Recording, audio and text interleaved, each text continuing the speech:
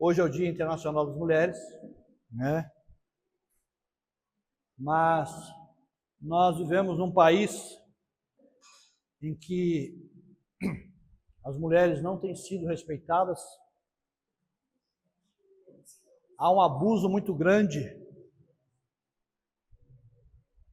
porque nós vemos os índices aumentando de tantas mulheres sendo mortas por tão pouco, porque os homens se acham donos das mulheres. E o mais triste disso é que o que faz eles sentirem donos das mulheres é uma palavra chamada impunidade. Quando essa palavra ela é inserida no contexto da sociedade e ela passa a ser aceita como uma coisa normal e natural, a tendência das coisas é desequilibrar a sociedade. Porque hoje tudo que se faz em nome da impunidade. Por que se faz o que se faz? Porque sabe que a impunidade é certa. Que eles não sofrerão alguma coisa.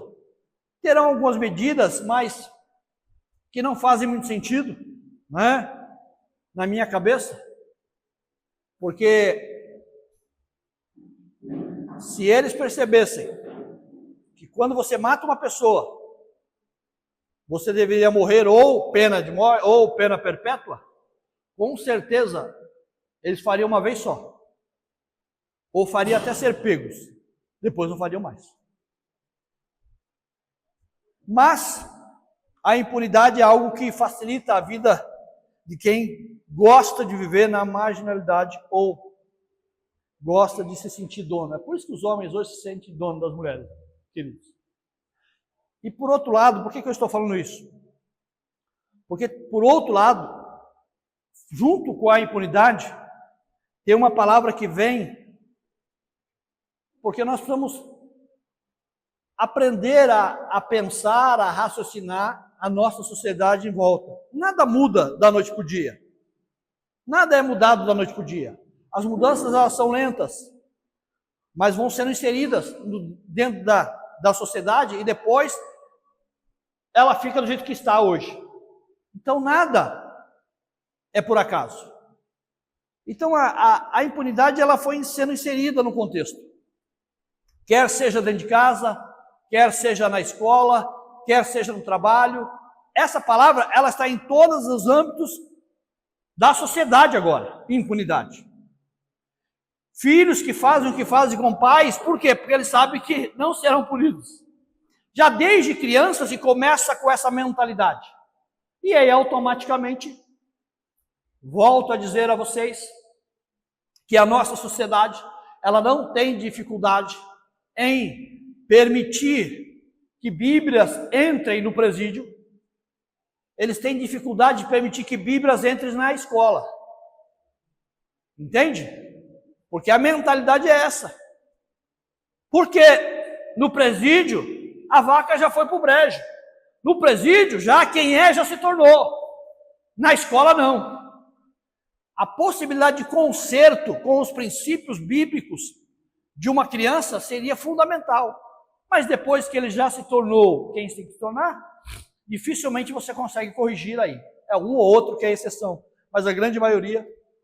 Então, por isso que nós não temos dificuldade para ter grupos evangelísticos dentro da prisão, temos todo um trabalho que hoje é feito nas prisões, pelas igrejas. Nós não temos essa liberdade para fazer nas escolas. Nunca. Porque, volto a dizer, a sociedade ela vai lentamente se tornando o que se tornou com coisas que vão sendo inseridas, né? Então a impunidade hoje está em todos os âmbitos para mim da sociedade, todos.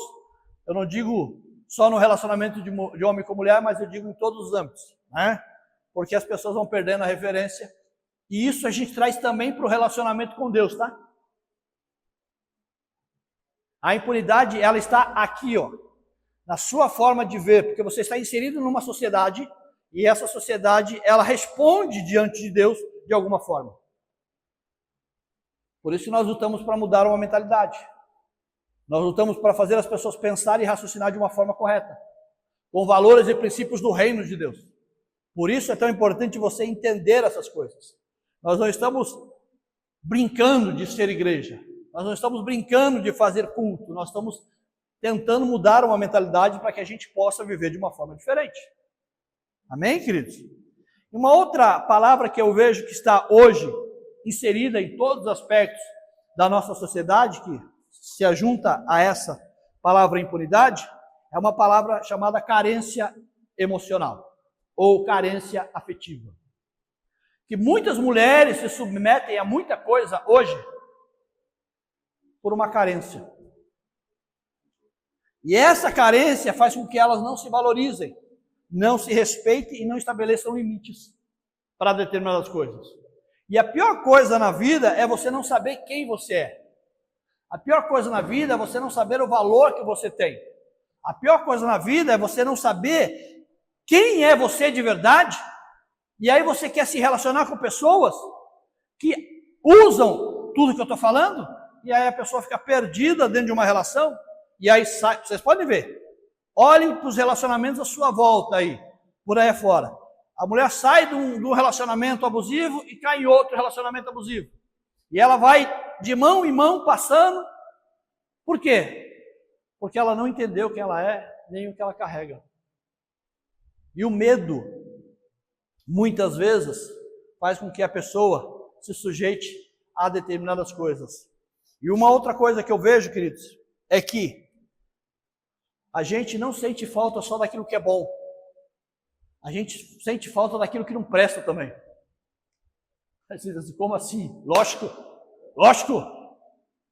Como é que uma mulher é abusada pelo marido e quando falam em se separar dele, ela não sabe se consegue viver sem ele?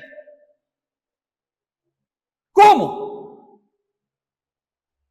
Aprenda uma coisa. Aqui,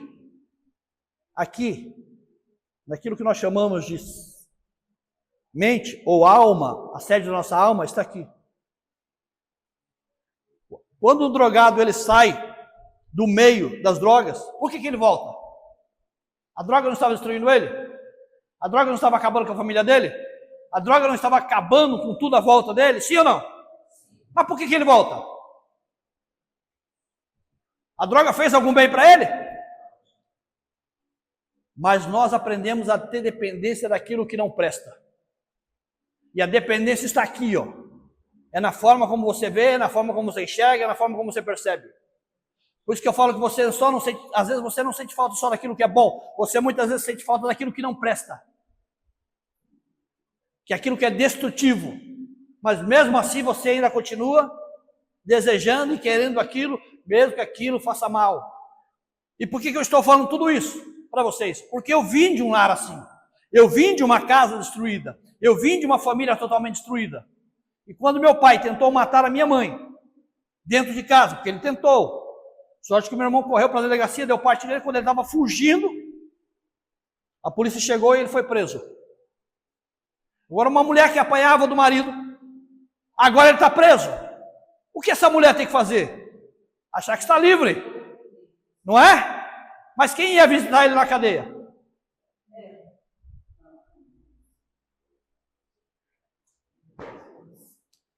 O que eu estou falando para vocês é uma realidade, nem comecei a pregar ainda. Estou fazendo você pensar hoje em dia que as pessoas, elas são... Aqui que é o problema. Todo o seu problema está aqui, na forma como você vê, na forma como você percebe as coisas. O quanto você se valoriza e o quanto você se despreza. Ou o quanto você se acha mais que os outros, ou o quanto você se acha menos que os outros. Todo o seu problema está aqui, ó. Na forma como você vê. Tem gente que você se aproxima de pessoas... E é engraçado isso. Eu compartilho muita coisa dessas nossas experiências, conversando com o Samuel, eu falo isso. De acordo com como você vê as pessoas, o seu comportamento é um. Se você considera que aquele em qual você está chegando, ele é maior que você tem um comportamento. Se você se aproxima daquele que você acha que é igual a você tem um comportamento. Mas se você se aproxima daquele que você acha que é menos que você tem um comportamento. Então a sua visão que é o grande problema. Você não pode ver ninguém maior que você e ninguém menor que você. Você tem que ver todos iguais a você.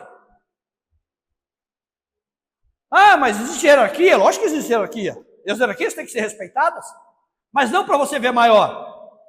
É para você entender o que cada um ocupa, a posição que ocupa e no que ele serve.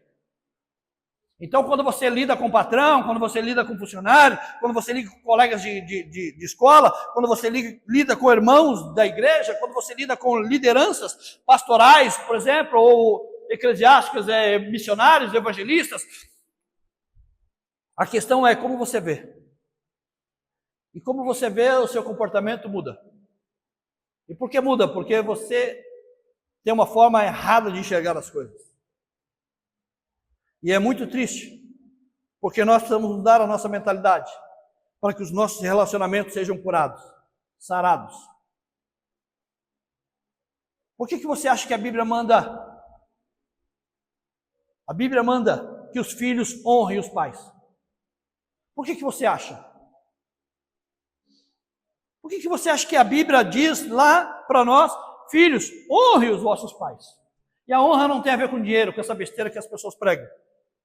A honra tem a ver com o princípio de ver, enxergar. Lembra que eu falei? O nosso problema é aquilo que enxergamos. Quando você olha o seu pai e você olha a sua mãe e você não vê eles como tem que ser visto, você não pode honrá-los. E aí, se você não honra seu pai, preste atenção, tá? Que o problema é nosso que começa em casa. Nem sei se eu vou conseguir pregar. O nosso problema é que começa em casa. Quando você começa desde casa olhar o seu pai e a sua mãe e não vê-los como tal, logo você não entende um princípio chamado princípio de honra. E esse princípio de honra tem a ver com a visão, com aquilo que você enxerga, com aquilo que você está vendo. O princípio de honra tem a ver com aquilo que você enxerga. Então, quando você enxerga, se é meu pai, se é minha mãe que está falando, presta atenção numa coisa. Pais nunca pedem coisas para filhos.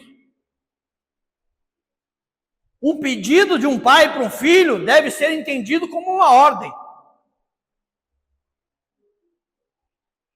Quando o pai pede alguma coisa para o filho, uma mãe pede alguma coisa para o filho, a primeira coisa que um filho que entende a forma correta é: se meu pai está pedindo, ele está me dando uma ordem.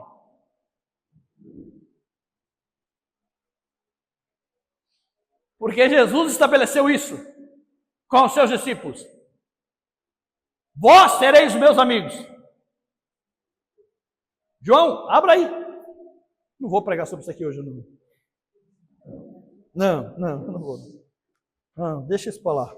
Vamos falar sobre isso aqui. João, Evangelho de João.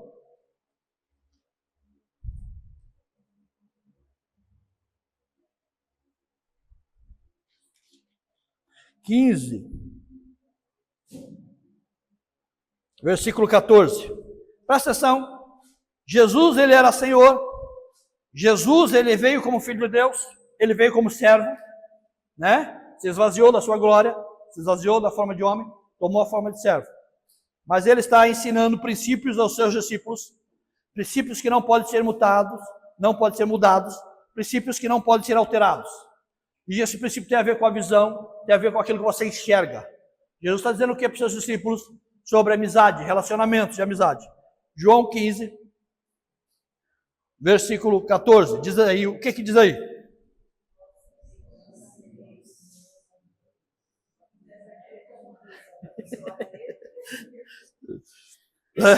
Estou com medo de ler? Vós sereis meus amigos, se fizerem o que vos mando. Jesus estabelecendo um princípio com eles da seguinte forma: vocês querem ser meus amigos? Há uma possibilidade de vocês serem meus amigos. E qual é a possibilidade? Depende da forma como você estiver me enxergando.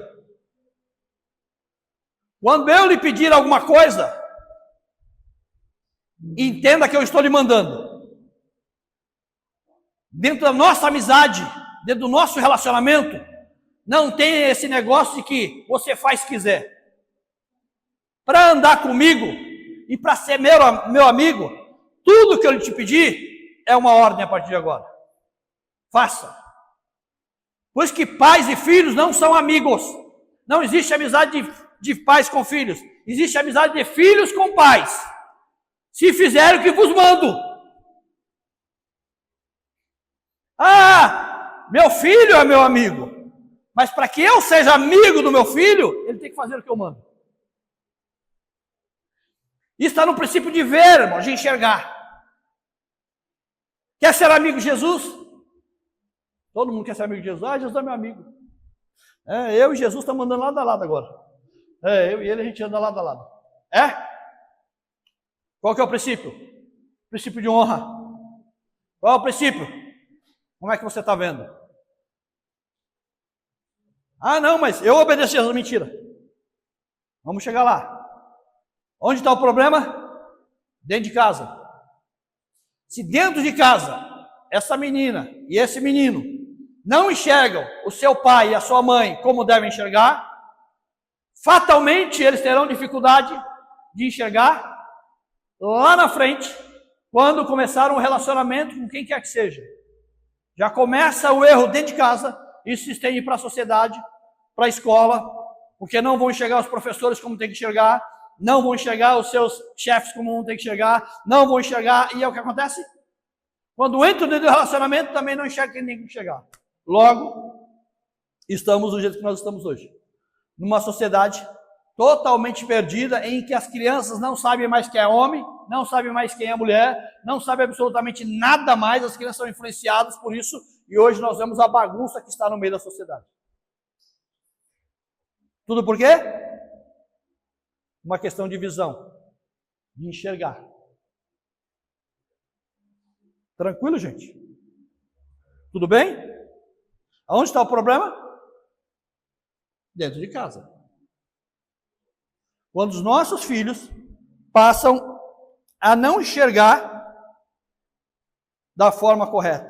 Mas isso tem a ver também com a nossa postura.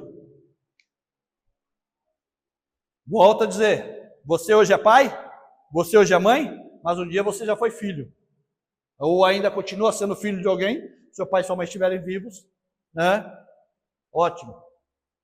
E os erros que você comete lá atrás são suscetíveis aqui na frente, na sua história de vida. O mesmo princípio que você estabelece lá atrás é o que vai te alcançar aqui na frente. E nós temos essa dificuldade para poder entender essas coisas. Por isso que às vezes a gente vê uma criança, né, e fala assim, puxa vida, eu não sei quem ela puxou para ser desse jeito. Né?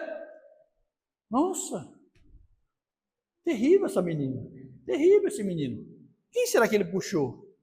Quem? Quem será? Se é o pai que está falando, isso só pode ser coisa da minha mulher, da família dela. Na minha família não tem ninguém assim. E na realidade a gente não entende, queridos, que uma fruta, ela não cai longe do pé. A fruta vai cair sempre próximo do pé. E Deus disse que visitaria a maldade.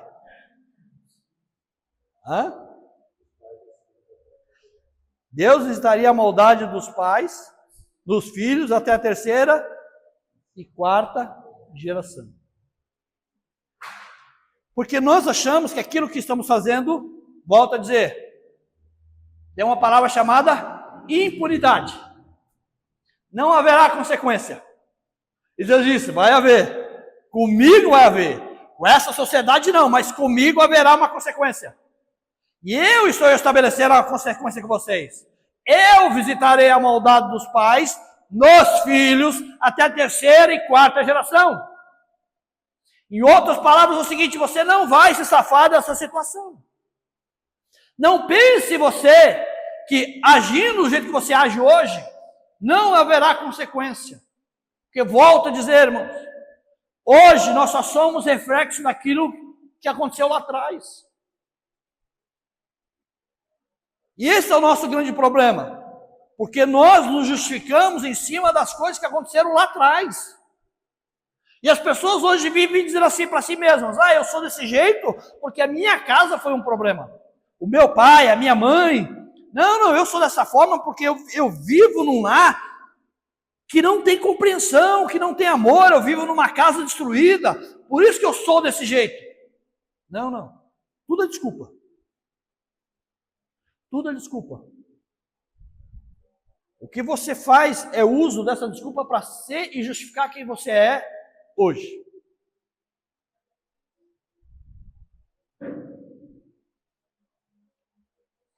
E por que eu estou falando tudo isso? Porque as suas escolhas hoje é que definem o que você vai ser amanhã. Ou o que as suas escolhas lá atrás estão definindo você hoje.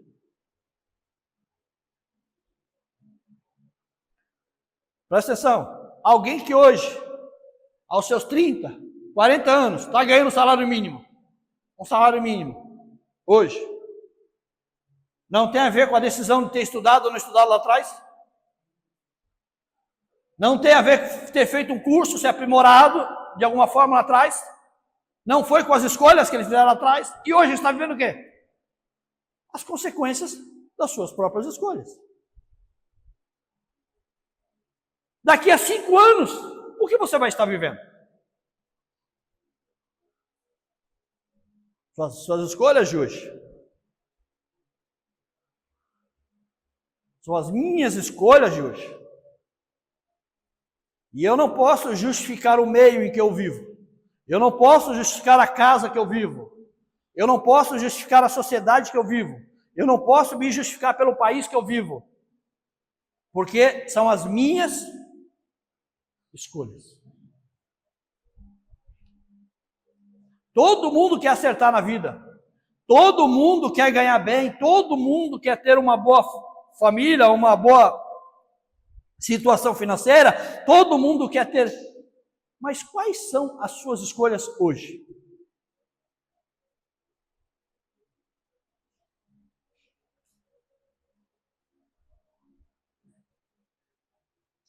Entende? Da forma como você vê, você vai se movimentar.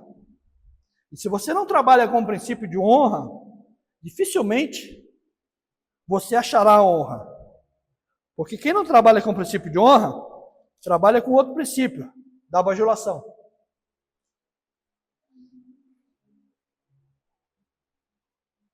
O que nós precisamos entender? Que eu preciso corrigir as minhas atitudes dentro de casa. Eu não sei em como vocês foram criados, eu não sei em que lá vocês foram criados, nem da forma como foram criados. Eu sei como eu fui criado.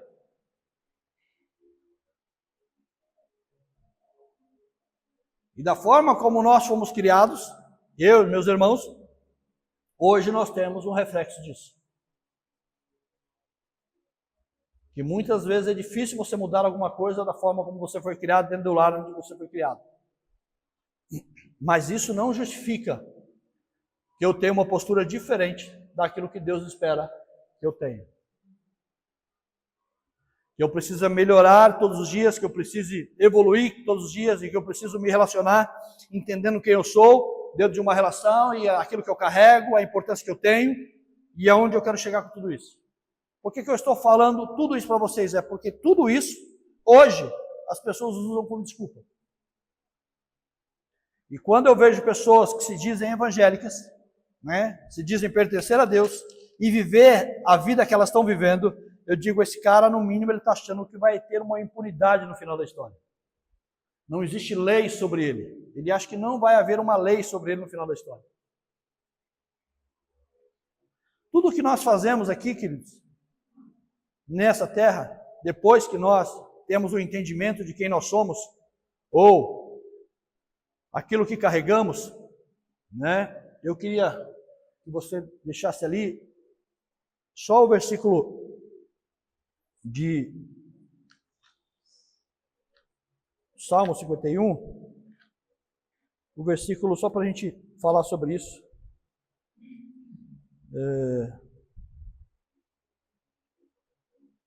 Versículo 12.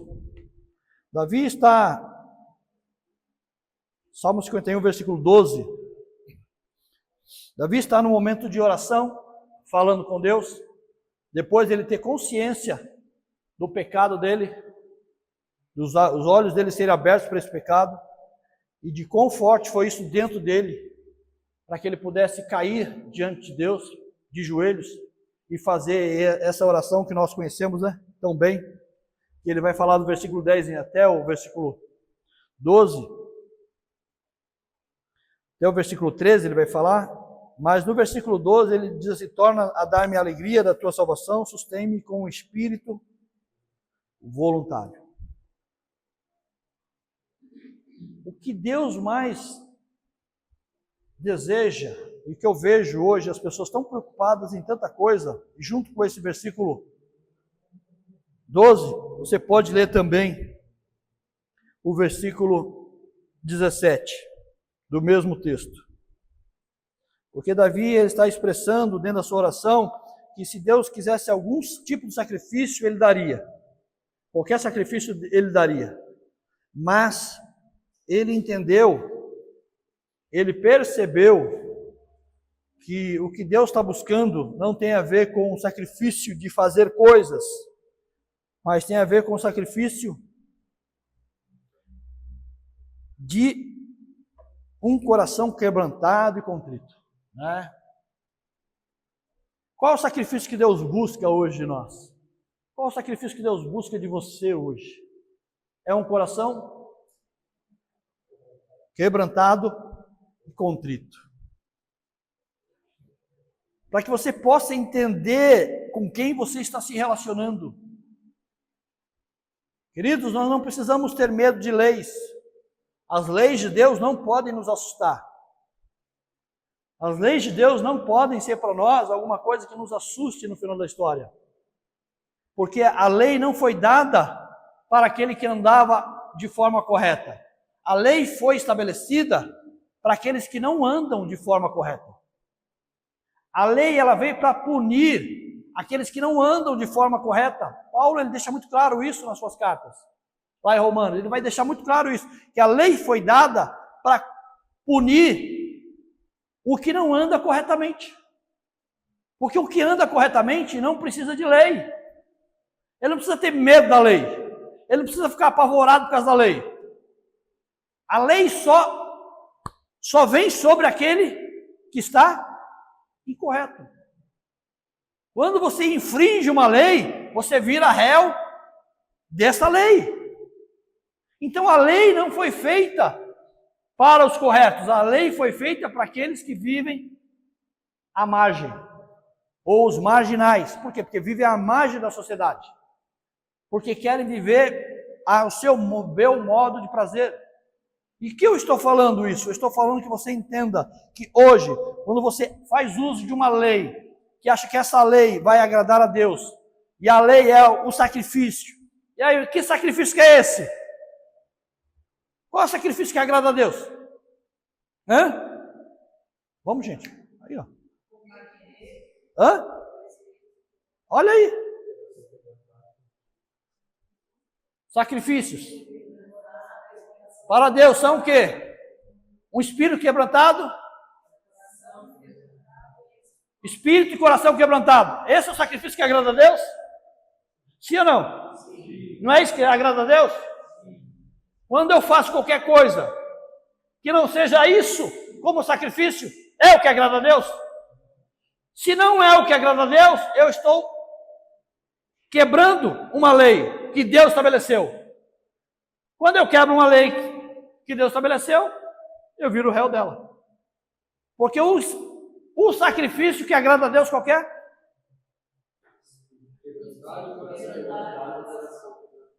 Quando eu acho que sacrifício é fazer alguma coisa que não seja isso, eu estou indo contra o princípio. Querem ser meus amigos? Faço o que eu? E o que eu estou mandando vocês? Eu quero o coração de vocês quebrantado e eu quero o espírito de vocês quebrantado. Esse é o sacrifício que me agrada. E as outras coisas? Foram coisas que vocês inventaram.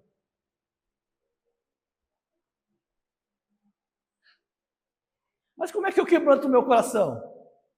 Você está tão acostumado a fazer as outras coisas, você não tem tempo de pensar nisso, né?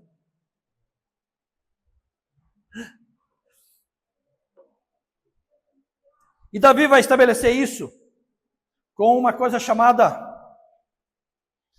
espírito voluntário.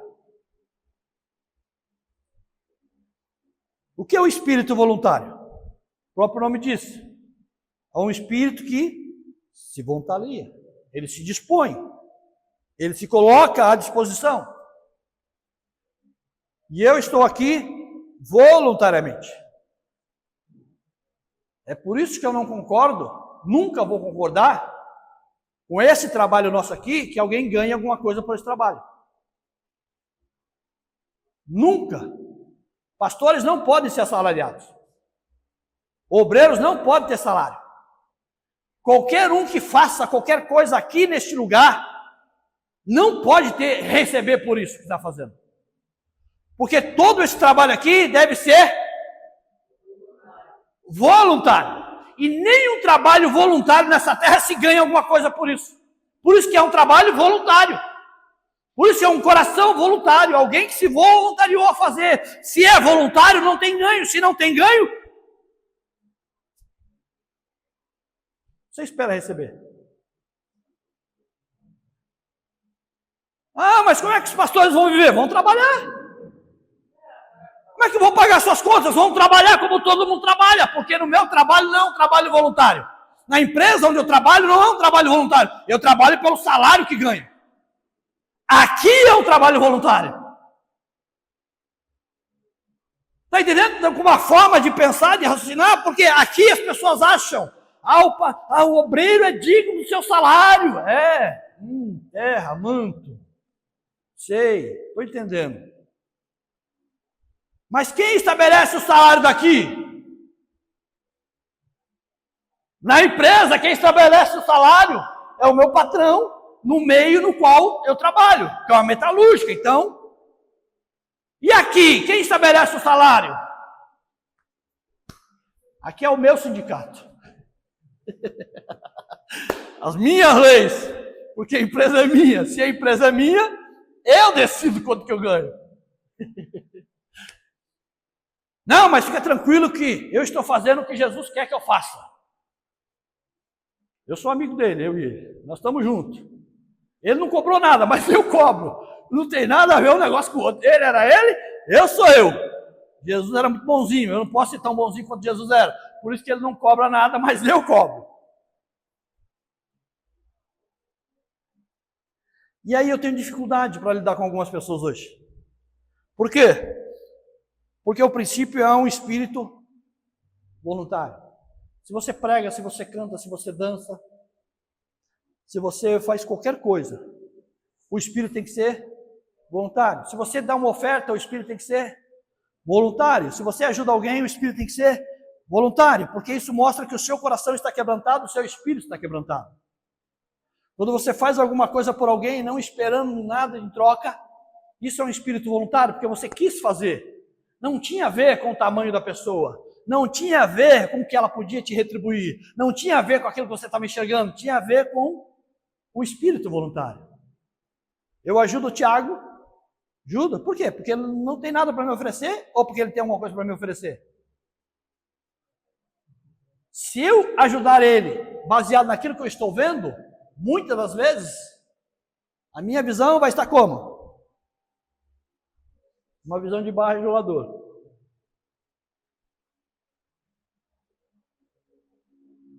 E a questão é, Deus, ele quer um espírito voluntário. Faça o que você fizer nessa terra.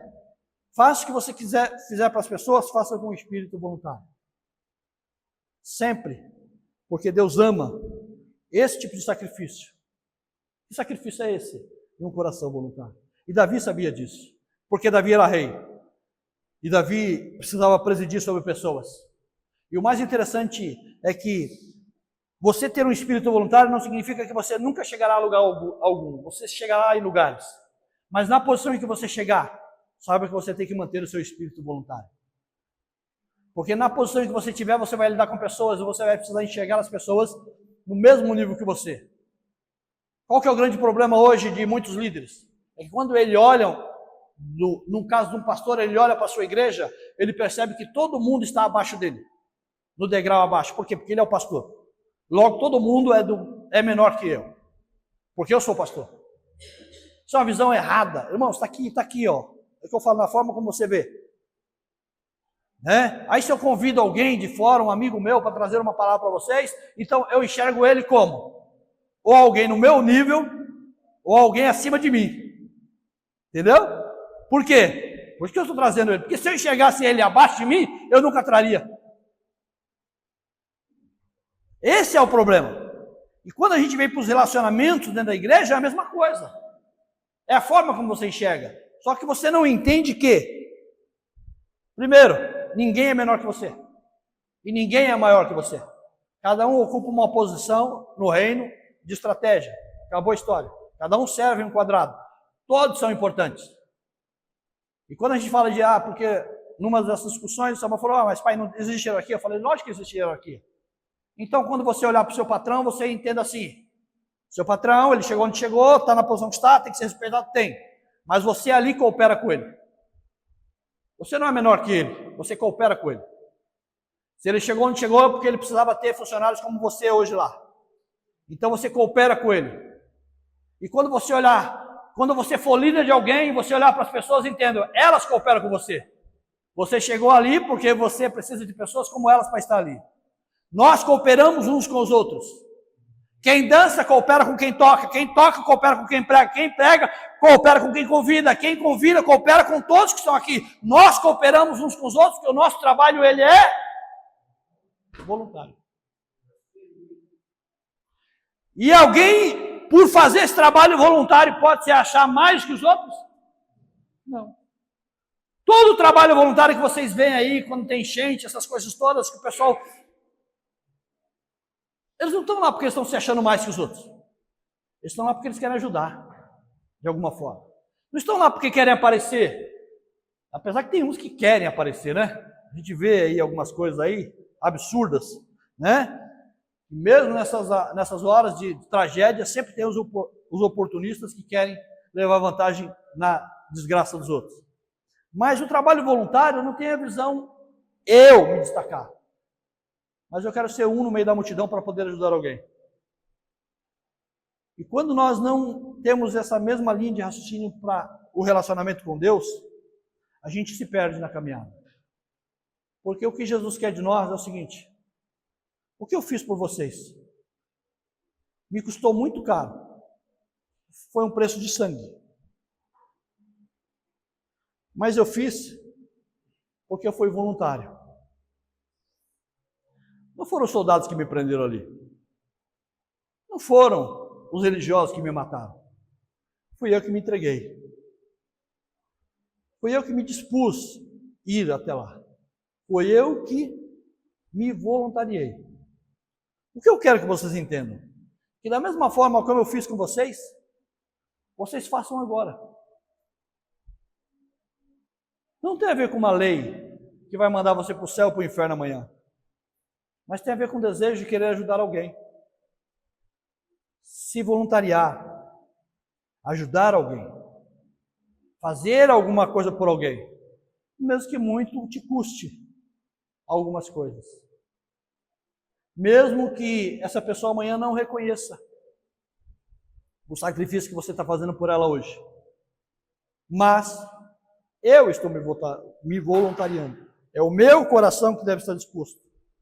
Então, se você oferta, se você dizima, se você canta, se você prega, tudo isso tem a ver com um coração voluntário. Não tem a ver com o que eu vou receber. Tem a ver com o que eu estou disposto a dar. É o contrário, queridos. Hoje as pessoas fazem com a predisposição de receber. E não com a predisposição de dar. Né? E é engraçado que a maioria das pessoas também já tem essa predisposição. Se alguém faz alguma coisa por você, você quer dar alguma coisa para ela. Já reparou? Se você vai no restaurante, você vai na lanchonete, o garçom te trata muito bem, aí você fica com aquilo no coração, vou dar uma caixinha para ele. Né? É obrigação dele te tratar bem. É obrigação dele te tratar bem. É como se ele estivesse fazendo alguma coisa fora do comum, porque você está tão acostumado a ser maltratado nos lugares por onde a gente vai, o descaso é tão grande, quando a gente acha alguém que a gente quer, de alguma forma, retribuir. E, na realidade, não tem a ver conosco, tem a ver com ele. Porque quando você faz aquilo que você faz com excelência, a sua tendência de destacar no meio dos outros é muito grande. Não é porque você quer receber, mas é porque você está fazendo com uma essência. E por que eu estou falando tudo isso com vocês? Que são conselhos para nós, para a nossa vida. É porque nós precisamos melhorar de alguma forma. Então, se estamos aqui, cantamos, pregamos, ofertamos, qual que é a ideia? Só gratidão, coração voluntário. Por quê? Porque é a única forma que nós temos de agradecer a Deus pelo bem que Ele fez a cada um de nós. Ah, nós teremos alguma coisa de retorno isso aqui? Pode ser que venha alguma coisa. Mas não estou preocupado com isso. Eu sei que Deus está cuidando de nós. Eu sei que Deus tem cuidado da sua família, da sua casa. Eu sei. Mas não tem a ver com isso aqui. Porque Deus cuidar de mim, Ele cuidava de mim antes de eu me converter. Deus cuidar de mim, Ele já cuidava de mim antes de eu nascer. Isso não tem a ver com fazer as coisas que para Deus ter cuidado de mim, porque a gente tem esse negócio. Não, eu não fui no culto, né? Então, mas eu preciso ir, porque senão eu não estou muito bem com Deus, né? E você não esquece, isso aqui não é culto, irmãos. Isso aqui é um momento de celebração. O teu culto é as horas que você não está aqui. Porque Paulo diz o quê? Que nós temos que ter a mente renovada e que o nosso culto deve ser racional, sim ou não? Sim. E o nosso culto não se dá aqui. Aqui é um momento de celebração. O seu culto te dá no relacionamento que você tem com a sua mulher dentro de casa, com o seu marido, com os seus filhos, na rua, na empresa, em todos os outros lugares. Ali você é a oferta que está sendo queimada. O que uma oferta queimada produz quando ela está sendo queimada? Cheiro. E quem está cheirando aquilo que está sendo queimado todos os dias? Deus. Agora, quando você chega aqui, você acha que aqui é o culto. E Deus está lá no céu falando, graças a Deus não. Se fosse Jesus falando, graças a mim, se fosse Jesus falando, graças a Deus, né? Que eles foram para a igreja hoje. Ah lá, ele está cantando para mim. Que coisa linda. Eu estava até triste, achando que ele não ia vir hoje. Teve um engraçadinho que falou isso lá na empresa para mim. Fui na igreja. Quando cheguei lá, Deus usou uma pessoa para falar para mim que ele ficou feliz que eu fui na igreja. Eu falei, pode parar. Pode parar com essa bobeira sua aí, pelo amor de Deus. Acaba com esse negócio. Então a gente acha que Jesus está lá. Puxa vida, eles foram lá cantar. Cara, o que você está exalando não fala com nessas 2 horas que você está aqui. Você está exalando, fala de uma vida toda. Quer seja nos relacionamentos que você tem em casa, com os vizinhos, na escola, na faculdade, em qualquer lugar que você esteja. É lá que Deus está cheirando. É lá que você está queimando. Aqui é só o momento.